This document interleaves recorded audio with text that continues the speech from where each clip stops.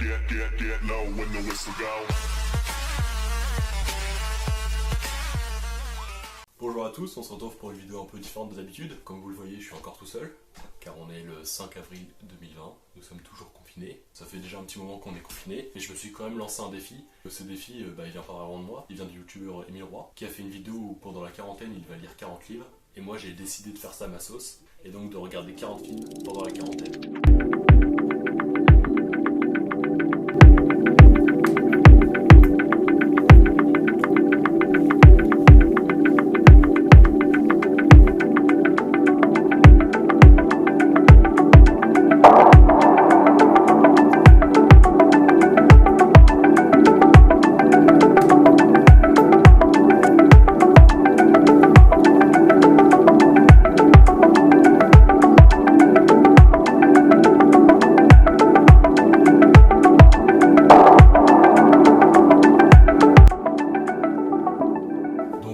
Ce défi de regarder 40 films durant la quarantaine, parce que tout d'abord, j'aime bien les films, ça paraît plutôt logique. Et puis aussi également, en septembre, j'aimerais entrer dans une école de cinéma. Et on me demande de regarder une liste de films plutôt élevée, que je vous fais défiler en ce moment même. J'ai pas mal de films à regarder. Il y en a plus ou moins 40. Soit durant ce défi, ce sera que des films de cette liste que j'ai regardé pour l'école de cinéma, ou d'autres films que faut regarder quoi. Que j'ai toujours dit ouais, je le verrai plus tard et que j'ai pas eu pris le temps de regarder. Et on va faire ça maintenant, cette vidéo. Donc là c'est la partie 1 où je vais vous présenter les films que j'ai déjà regardés. Depuis le début de la quarantaine, je n'ai pas regardé tant que ça. Donc il va falloir charbonner pour réussir à finir à temps. Car oui, on est toujours confiné pour l'instant et on sait pas combien de temps ça va durer. Donc on verra bien si j'arrive à tenir ce défi ou pas. Donc ça c'est la partie 1. Et il y aura une deuxième partie de cette vidéo quoi. Une deuxième partie où je vous montre tous les films, etc. qui sera sûrement plus longue que celle-là. Vous pouvez peut-être vous demander pourquoi faire ça. Comme ça, j'aurais vu tous les films qu'on me demande de voir. Comme ça, je pourrais en découvrir d'autres. Parce que tous les films qui sont dans cette liste, c'est des films que j'ai jamais vus, c'est des classiques qu'il faut voir. Ce sera pour ma culture. Et puis, grâce à ces films, je vais pouvoir voyager, j'espère. Découvrir de nouveaux genres, de nouveaux acteurs, de nouveaux réalisateurs. Et pouvoir aimer ces films, je l'espère. On va être parti pour 40 films en quarantaine.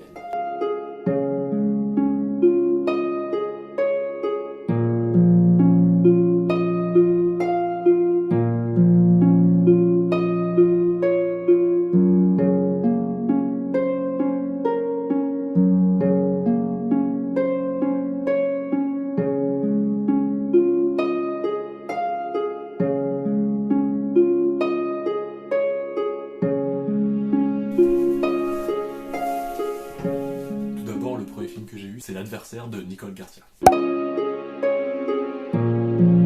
L'Adversaire, c'est l'histoire de Jean-Claude Roman, le faux médecin qui a assassiné sa femme, ses enfants et ses parents. Ce film retrace son histoire à travers le personnage de Daniel Auteuil. C'est vraiment un bon film, un film assez fort, faut être assez accroché pour le regarder, c'est pas un film plutôt comique. Le deuxième film que j'ai vu, c'est L'aile ou la cuisse de Claude Zidi.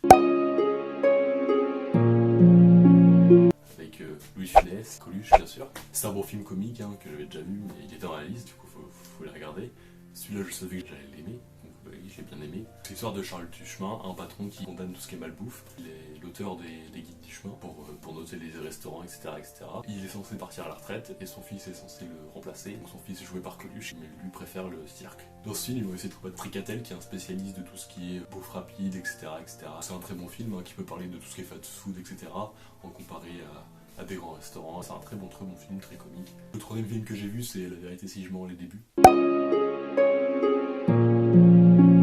Alors, ça c'est un film que j'ai vu en famille, il n'était pas du tout dans la liste que je devais voir, mais bon, La vérité si je mens, ils sont plutôt drôles quoi. Enfin, celui-là, c'était le procès de gratter pour avoir du pognon, il était pas... Le prochain film que j'ai vu, c'est La journée de la jupe, réalisé par Jean-Paul Lilienfeld.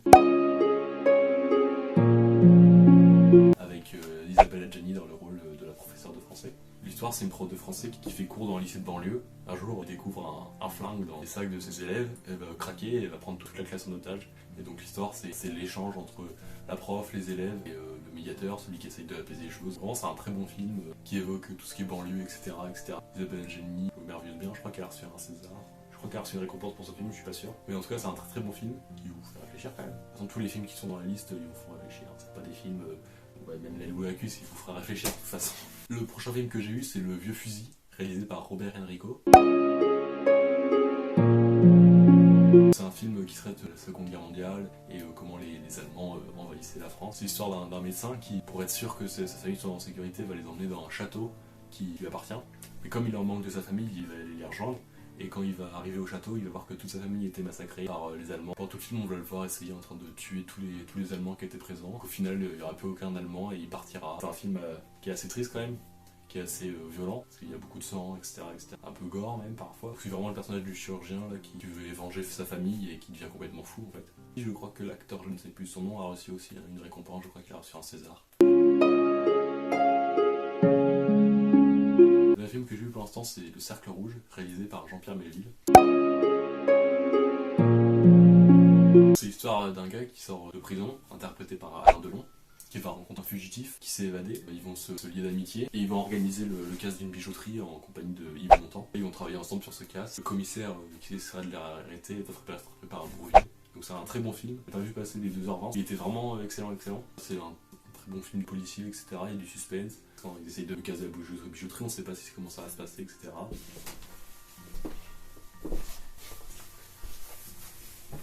Il y a un autre film que j'avais vu que j'ai oublié de vous parler, c'est Au nom de la Terre de Édouard Bergeon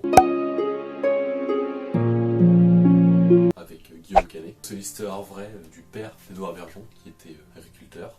Et c'est son histoire, sa vie et comment il est passé de personne heureuse qui a sa ferme, son activité à dépression où il va finir par se suicider à cause de tous les aléas de la vie, de sa ferme et comment c'est très compliqué de vivre quand on est agriculteur. Ce film est un super film, il m'a tout remonté là-dedans la tête, il y a eu du temps à m'endormir. Guillaume Canet est excellent, c'est Guillaume Canet quoi, il joue super bien.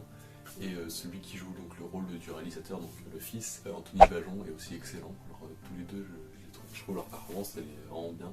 Donc c'est vraiment un super film, pas très gay mais qui est vraiment très bien. Donc je recommande ce